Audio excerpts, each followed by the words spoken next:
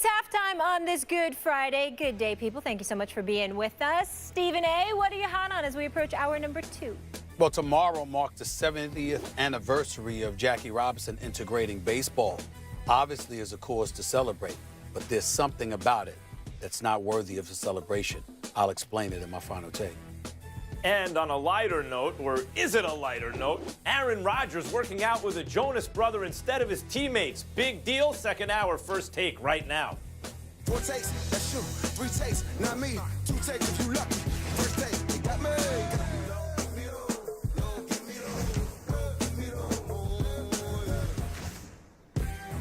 Is it Sunday yet? Round 1, James Harden versus Russell Westbrook is box office. This season, the Rockets beat OKC in 3 of their 4 meetings, but only 1 win was by more than 3 points, which means this should be good, folks. Max, what will we learn from this matchup?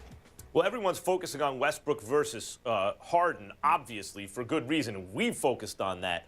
But I think, you know, what I think of now in terms of what we can learn, and it won't be definitive, but it'll be a new piece of evidence, is does the D'Antoni system in the playoffs, you know, it's impossible to prepare for in a one-game situation. In a one-off, those threes are falling, those bombs are falling. What can you do? They can beat any team in the world. But in a best-of-7 series, in the playoffs, is there something OKC can do, seeing it multiple times consecutively, to slow it down? Will the refs call the game differently in some way that negatively affects the Rockets? Mike D'Antoni was on Mike and Mike this morning talking about one of the things he's come to realize is that when he was coaching in the past, obviously with Phoenix and Steve Nash, he should have doubled down on shooting threes. They weren't shooting enough threes. He should have, because he saw the future and didn't embrace it to the extent that he should have. Well, he's doubled down or tripled down now, like half their shots are from 3. And we'll see the efficacy of playing that way in a best-of-7 series in a modern NBA playoffs. Is there something about that? Is it fundamentally more probabilistic and therefore not a great idea? The old expression, live by the 3, die by the 3.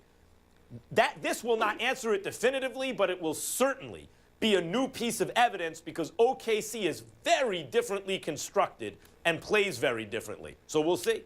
What I'm going to learn is what Russell Westbrook is going to be able to do in the postseason with this particular team. It's one thing to do what you've been doing night in and night out over the course of an 82-game schedule, back-to-back games. You're fatigued. You're going against teams who are fatigued. You're going against teams that don't necessarily have the time or the wherewithal to plan accordingly for you.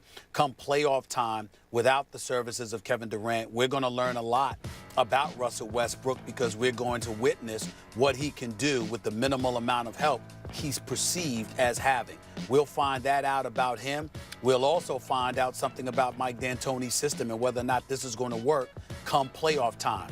Again, for the same reasons. When teams have days to prepare for you and they lock in and play intensifies and what have you, we're going to see what both teams are made of, but primarily what the Houston Rockets are made of collectively and what Russell Westbrook is made of individually as it pertains to him having to carry the load without Kevin Durant.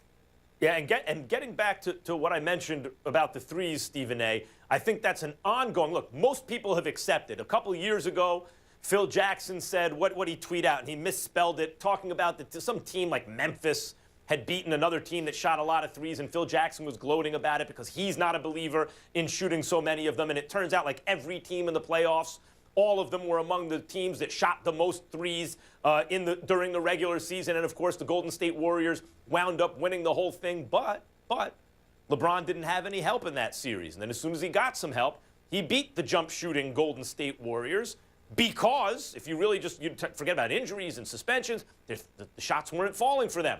And the playoffs are a little bit different. Of course, the Cavs also shot and hit a lot of threes and were on fire in that respect heading into the playoffs. So the fact, I think there's something about it that's fitting that Mike D'Antoni, of all people, is the coach of the Rockets and James Harden's coach. And we will see his theory tested right there in the first round against a team that doesn't shoot and hit a lot of them, against a team that's going to crash the offensive glass.